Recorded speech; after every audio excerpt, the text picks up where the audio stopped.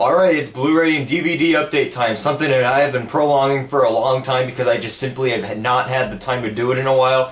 And before I start, I have a total of 8 Blu-rays and I think, if I'm right, 6 DVDs to show off to you guys. But before I start, I think I should show off this little gem first. I'm sure a lot of you community fans know what this is right here, and I finally picked it up, so Gambino's a mastermind, hell yeah. Now originally I was going to do this video yesterday, but I still had some money left and I figured it would be perfect to blow off on like 2 more at the most. And boy did I make a great choice at blowing it off on one of these in particular. This is one of my favorite cult movies of all time, and the fact that it's on a Digibook Blu-ray special edition, and it's one of the greatest comedies of all time, it's the Big Lebowski. I just don't think I really have to say anything because everyone knows why this movie's so great. It is so odd in its nature, yet it's so funny at the same time. And it's always going to be one of Jeff Bridges' greatest performances and one of the Coen brothers' best movies. And if you don't like this movie, well, that's like your opinion, man. Next Blu-ray is one of my favorite foreign movies of all time, and it's one that I'm surprised did not get nominated and win the Academy Award for Foreign Language Film back in 2003, I think was when the Oscars happened for this year the movie released. It did get 4 Oscar nominations though, for Best Director, Adapted Screenplay, I think if I'm right, and Cinematography and Editing. I think those are all the ones I got. And that is City of God, aka known as Cidade de Deus or something like that. This is a Brazilian version of Goodfellas, basically. And it's one of those movies where it chronicles like 10 to 20 years within all these kids' lives that get thrown into this slum, where all of them basically turn to a life of crime, and it's all the betrayals, friendships, and backstabbings that happen throughout. This is an all-around very engrossing movie, and it still stands as one of my absolute favorite movies. Next up is one of the most underrated movies of 2011, and probably my favorite sports movie since Miracle, and ironically it's from the same guy who directed Miracle, and that is Warrior. Now this just missed the cut on my top 15 best films of 2011 tribute that I made. This has some phenomenal acting by Tom Hardy and Joel Edgerton as the lead brothers, but Nick Nolte is the real standout as he has to go through such an immense emotional range when it comes to his character, and he does a perfect job nailing it down, especially when it comes to the scene when they're in the hotel, which it's him and Tom Hardy's character, and he just nails down a great emotional scene with him that I feel like it definitely secured his chance up for a possible shot at an Academy Award for supporting actor. I really hope he gets nominated because his performance is very overlooked in this film. And at the same time, this movie paid such respect to the sport of MMA. It portrayed it in such a great range and a lot of respect to the sport, as I said. The fights were very well choreographed and they were edited very well too. You really have to check this out if you haven't already, because while it does look like the typical inspiring sports movie from the previews, it's really going to be one of the most overlooked movies from last year. Next up is the movie that I have seen the most in theaters in 2011. I saw it 3 times, one at the main theater I go to, the second time at my college campus when they were screening it, and the third time in a cheap theater because my parents hadn't seen it yet. And that is Rise of the Planet of the Apes. I love this movie, especially because it's a lot smarter than the average summer blockbuster, in which doesn't go all out for the explosions and gunfights that you usually see in a lot of those films, and instead it goes for more of a reserved approach by doing more of a character study on Caesar the Ape, played by the phenomenal Andy Serkis.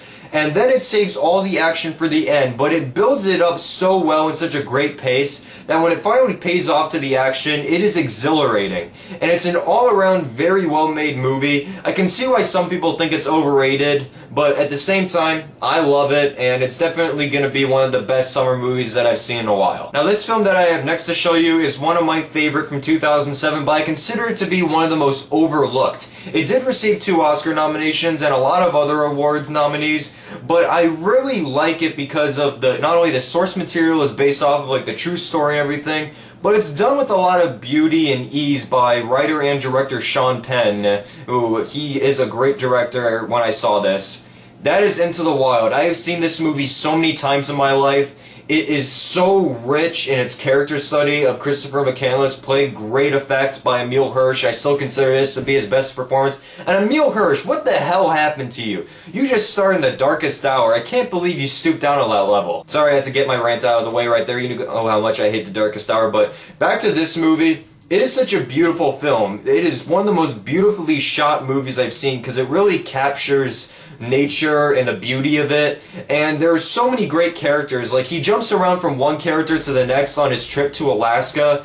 And even Vince Vaughn was in this, and he played a good dramatic role. But Hal Holbrook was definitely the best, as he brought a lot of heart to the film with his performance. And this is an all-around very well-made movie. It's very depressing and sad as well up towards the end, but it's one of the most engrossing adventure journeys that I have seen. Next is one of my favorite action movies from last year, and my favorite of the franchise that it is in, as Fast 5. I had such a blast when I saw this movie. It is so entertaining. The Rock was a perfect addition to the cast, as his performance really stood out compared to the rest. I like the franchise, as I've said before. In fact, way back last year, I think in April or so, I did a review on the first 4 movies of the series.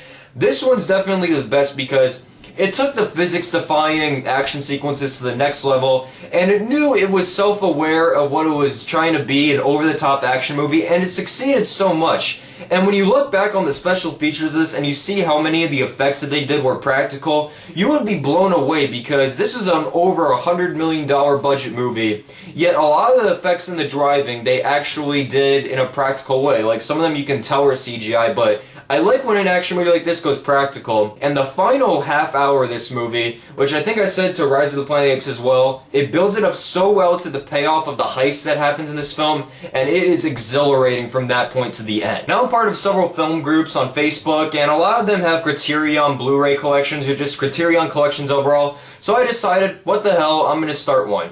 And the first 2 that I ended up picking up are Fear and Loathing in Las Vegas and The Thin Red Line. Fear and Loathing in Las Vegas I actually saw the day after I bought it, and I know how divisive this movie is when it comes to the reactions, but I loved it. It's really hard to explain why I did, but it's director Terry Gilliam that his visual style really grasps you into the screen, and it's all these different colors that they throw around during the drug scenes. And Johnny Depp does a spot-on Hunter S. Thompson, and Benicio del Toro also does great alongside Depp as his attorney. This is an all-around very interesting yet odd movie. I can see why people don't like it, but I really loved it. The Thin Red Line, on the other hand, is a movie that I have not seen yet, but I loved The Tree of Life. As you saw in my tribute, I put that 5th on my favorite movies of 2011. And I heard that this is a very different war movie, in which it's not really the war versus war scale, which is just 2 sides exchanging gunfire between each other. Instead, it's more of like the human and war, and also incorporating themes of nature as well. That's something that I have never really seen in a war movie before, and that's why I'm really looking forward to when I finally watch this. And when I get around to, I'll write a review up on my blog, kellycreekreviews.blogspot.com. I'll put the link to my blog below. I'm going to get back to writing reviews a lot more, because I've been using my Netflix account a lot more often. So yeah, be sure to look out for a review of this and many others in the future then. So that's all the Blu-rays that I have to show you. Next up, I have 6 DVDs to show you, which are by only 3 filmmakers, because I went pretty all out on the ones that I did want, but they were only by certain filmmakers, so I have like one that even has 3 by the same person. But first, I'm going to cut the crap and just get to the first one. Collateral. Without a doubt, Tom Cruise's most underrated performance, as he really steps into his wild side in acting. I think that's when he does his best in his performances, and he plays a very cunning and sociopathic hitman in this film. Yet Jamie Foxx explores a lot of great dramatic depth as the cab driver that Cruise character takes hostage, and Michael Mann directs this movie so beautifully. He really captures a lot of fantastic and glorious nighttime shots of Los Angeles. Yet this is a very engrossing thriller in which it's Tom Cruise unplugged. Look at that. It even reads that on the back right there. So that pretty much shows you how much of a badass he's going to be in this film. Next up are 2 movies from one of my favorite directors, and one of them I have not seen yet, but the other is my favorite of his, and that is Alexander Payne's Election and Sideways. Sideways is my favorite Alexander Payne movie, and mostly because of the casting it had with great performances by Paul Giamatti, Thomas Haden Church, and Virginia Madsen. It's a very fun yet very real movie. That's what I like about all of Alexander Payne's movies. I really like of how real they are, and they have such genuine moments of both very real human drama that we go through all the time, but also mixing it together with very smart comedy at the same time. And this movie did it perfectly, and it's one of Paul Giamatti's greatest performances, and definitely Thomas Haden Church's breakthrough, because he stole nearly every scene that he was in.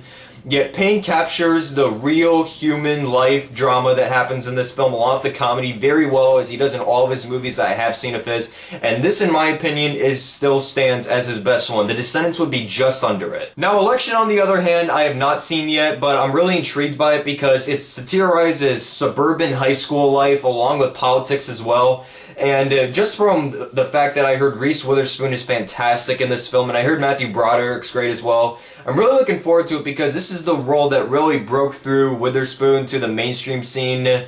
I think this was made around the same time Legally Blonde was, if I'm right. You can correct me if you want below if I'm not, but I'm really looking forward to this because Reese Witherspoon is one of my favorite actresses because she starred in a lot of great stuff. Walk the Line is still my favorite performances, but who knows, this could probably top it right here. And now we're on the final three, in which they are all by one filmmaker, and that is Mr. Jason Reitman. I have Thank You for Smoking, Juno, and Up in the Air. Now if you want my opinion on how I'd rank these movies, because Jason Reitman is one of my favorite filmmakers, I rank them like this. Up in the Air is definitely my first favorite. And then I think Juno would probably be my second favorite. And then Thank You for Smoking, which I still consider to be his most underrated movie, I put third. So that's all the DVDs and Blu-rays that I have to show for you guys. I really hope you enjoyed them. Make sure to share your thoughts on if you've seen any of these movies below or if you want to see them. In the meantime, I'm Tar from Cali Critic Reviews, and I'll see you guys later.